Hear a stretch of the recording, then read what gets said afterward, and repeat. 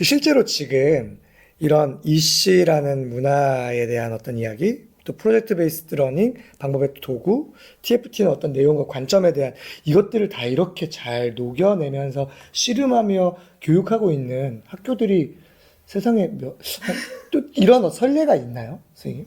이 세 개를 다 해나가는 학교는 아직은 못 봤어요.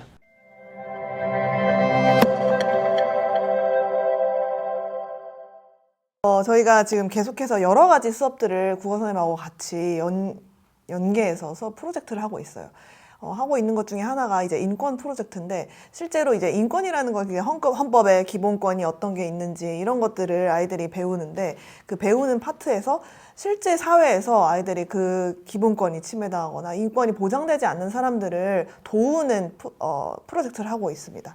사실 우리가 그런 파트를 배울 때, 이건 이거고 평등권은 이거고 사람들이 이렇게 보장이 돼야 돼 라고 해서 수업 시간에 끝날 수는 있어요. 근데 그렇게 하는 것이 저희 기독교육에서는 그렇게 알고만 그치는 게 아니라 실제로 삶까지 어떻게 가야 되는지를 중요하게 여기고 있어서, 아이들이 실제 사람들, 실제 사회에서 도움이 필요한 사람들을 찾아서 그분들을 도우려고 했던 수업을 했었던 것을 말씀드린 것 같아요.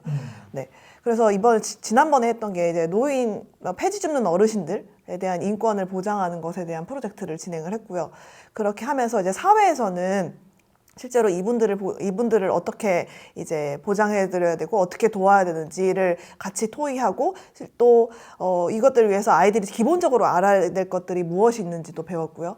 그렇게 한 후에 이제 국어 선생님하고 같이 이야기를 하면서 이제 러블리 페이퍼라는 기업이 있는데, 그 기업과 함께 협력해서 어떻게 도울 수 있을지 같이 이제 그분의 이야기를 듣고 아이들이 실제로 어떻게 도와야 되는지도 계획을 세웠던 수업이었어요. 사회에서는 어쨌든 사회적인 이슈, 인권이라는 어떤 주제가 이제 사회에서 가장 결정적으로 작용을 하면서 시작이 된 프로젝트.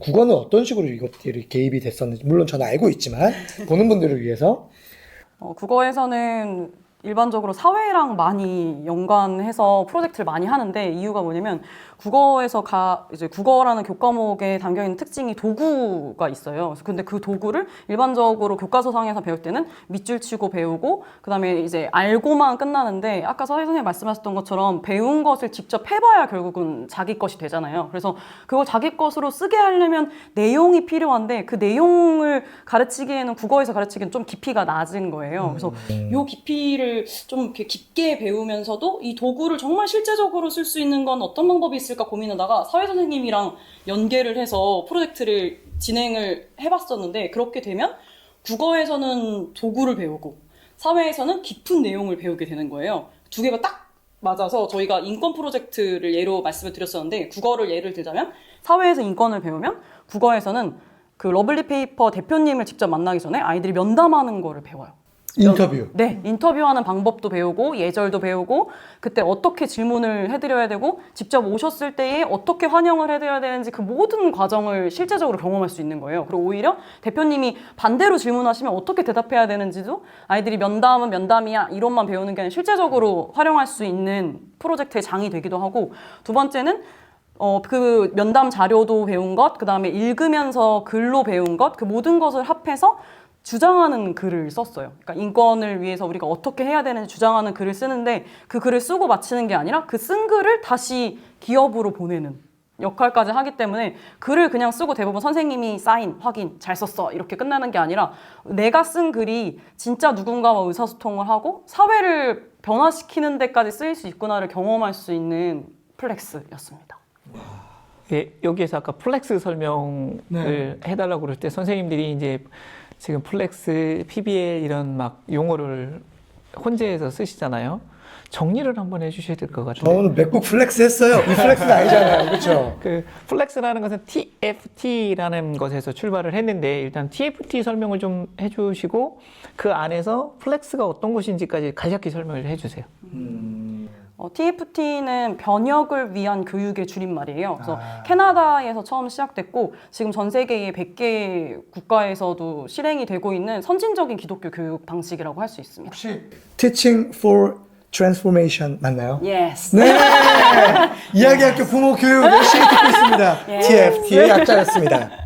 네, 그래서 TFT에서 가장 큰 그 키워드가 있는데 가장 큰 키워드는 See the story, live the story예요. 그래서 하나님의 이야기를 보고 그 이야기대로 살아가는 것을 네, 추구하는 교육 방법이라고 할 수 있습니다. 막 뜨는 소리가 막 들리네요. See the story, 그 다음에 live the story. 네, 그래서 플렉스를 간단하게 설명을 드리자면 형성학습이라고 저희가 번역을 할 수 있는데 우리가 하나님의 이야기를 보고 그냥 보고 끝나는 게 아니라 결국은 보고 나서 아이들이 그 삶을 살아내야 되잖아요. 살아내야 되는데 갑자기 성인이 됐을 때 배웠으니까 해봐! 라고 하면 하기가 어렵겠죠. 그래서 그거를 직접 교과목과 연계해서 연습하는 과정을 그 수업을 플렉스라고 간단하게 부릅니다. 저 사실 진짜 궁금했던 거 하나가 아까 전에 말씀하셨던 그 연계 수업 그것들은 처음 누구의 아이디어로 어떻게 시작되고 어떻게 이것들 디벨롭 더 발전시켜 나가서 결국 수업까지 딱 이렇게 진행이 됐는지가 좀 궁금했었거든요.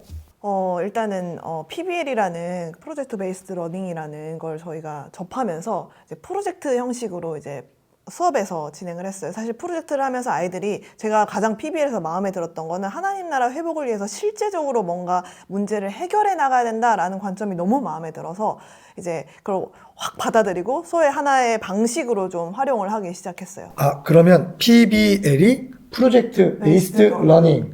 와.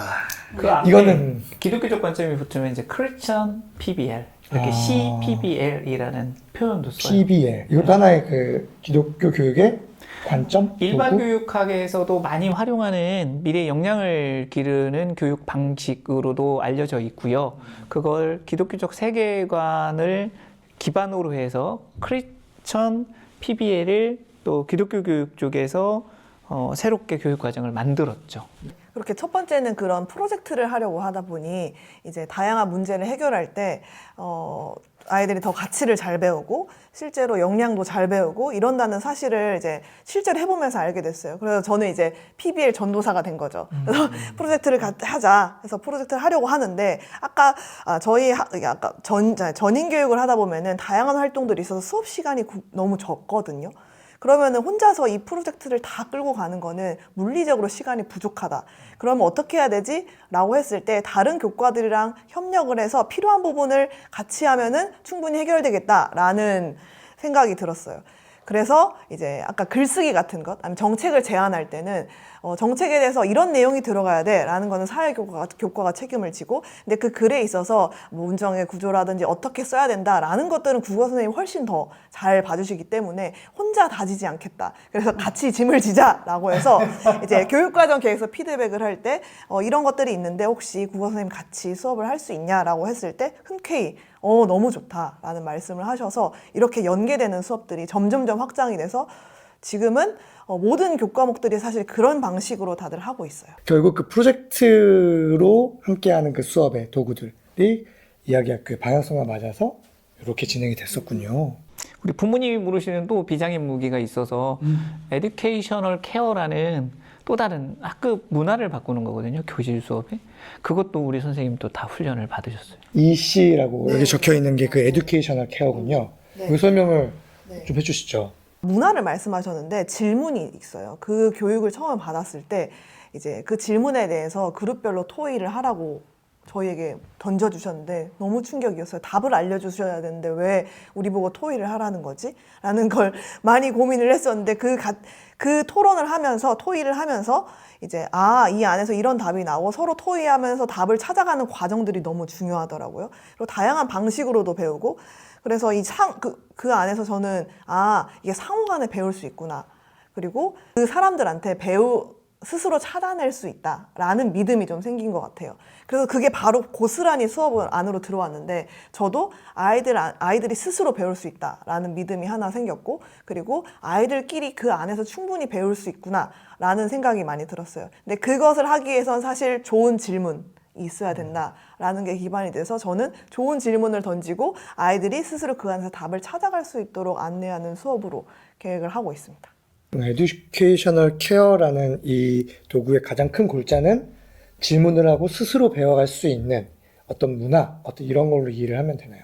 그것도 있고 또 하나님 나라의 변혁을 위해서 어떻게 해야 되는지에 대한 질문이 항상 늘 있어요. 그래서 저도 이 배움을 통해서 하나님 나라의 번역을 위해서 어떻게 할 수 있을까라는 질문을 던지게 됐던 것 같아요. 네, 조금 제가 설명드리면서 질문 하나를 드리고 싶은데 이 C라는 것은 미국의 CRC 교단에서 교육 사역을 하면서 교사들을 훈련시키기 위해 만든 거고요. 5 모듈로 지금 돼 있어요. 5 모듈. 5 모듈이요? 5 모듈. 제가 발음이 좀 5 별로네. 모듈? 네.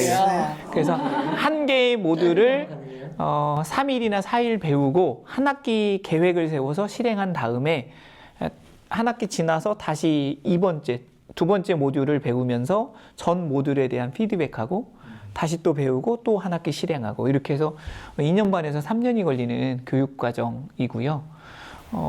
교육 과정이군요. 네, 이 교사를 시 자체가. 연수하는 교육 과정. 근데 그 형태 자체가, 그 방식 자체가 교실 문화를 바꾸어 주어요. 우리는 티칭 중심적인데 지금 선생님이 스스로 하거나 상호 협력적으로 배우거나 교사가 안 가르쳐 주는 놀라운 교육 방식. 그래서 처음에 저희가 왜 안 가르쳐 주냐? 설명을 해줘야지. 그랬더니 끝까지 웃으면서 안 가르쳐 주더라고요. 배우러 왔는데. 네. 그래서 스스로 배우는 방식을 배우게 하고 상호 배움 자체를 이끌어내는 교수 방식이라는 걸 한참 후에야 알았습니다. 한국의 교실 문화와 너무 다른 교실의 문화였죠. 자, 이렇게 제가 간략한 설명을 드리면서 질문 드리고 싶은 건 그 이씨라는 걸 연수하시면서 어떤 충격이 좀 있으셨는지 교사로서. 아까 말씀드린 왜 안 가르쳐 주는가, 교사가. 그게 충격이 처음에 있었고요. 굉장히 한국적인 교육을 받은 사람 입장으로서는 답을 알려줘야 되는데 답을 알려주지 않는다는 것에 대한 답답함이 좀 있었어요. 그 충격이 가장 컸고, 두 번째는 이게 되네? 이 질문 안에서 서로 답을 찾아가고 상호 협력적으로 배운다는 게 되네? 라는 것. 왜냐하면 그건 이론적으로는 알고 있었거든요. 교실 안에서 서로 가서 배울 수 있다. 이건 이론인데 이걸 직접 제가 교육을 받으면서 이게 되네? 라는 이게 거는 된다고? 네. 그래서 그 믿음이 저한테 생겼습니다.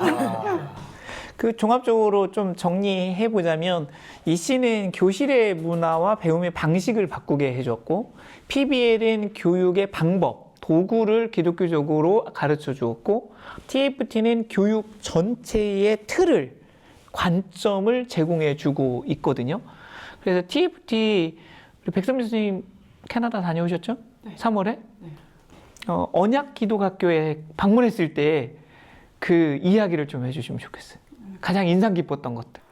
거기서 가장 기억에 남았던 거는 그 지역, 이 캐나다 지역이 원래는 원주민들이 살고 있었던 지역이었었는데, 원주민들이 이제 쫓겨나면서 굉장히 경제적으로도 취약하고 굉장히 사회적으로 보호를 받지 못하는 상황이 있다는 걸 교장 선생님이 설명해 주시면서 웬 벽에 하나 붙어 있는 그림을 갑자기 소개해 주시는 거예요. 그래서 이 그림이 뭐예요? 그랬더니 이 학교가 9학년, 그러니까 중3까지 하고 졸업하는 학교였는데, 그 최근에 졸업한 친구가 그렸던 작품이다라고 설명을 하시는데, 그 그림이 그 캐나다 원주민의 그 경제적으로 취약하고 여성들이 고통받고 있는 상황을 돕기 위한 그림이었어요. 그래서 그걸 설명해 주시면서 우리는 그 상황을 굉장히 마음 아파하고 그리스도인으로서 회복하려고 노력하고 있다라는 게 수업 자체에 들어와 있는 거예요. 그러니까 아이들의 삶 안에 그냥 우리가 단순히 어떤 거를 제공해 주는 것 그 이상으로 그 삶 안에 녹여져 있는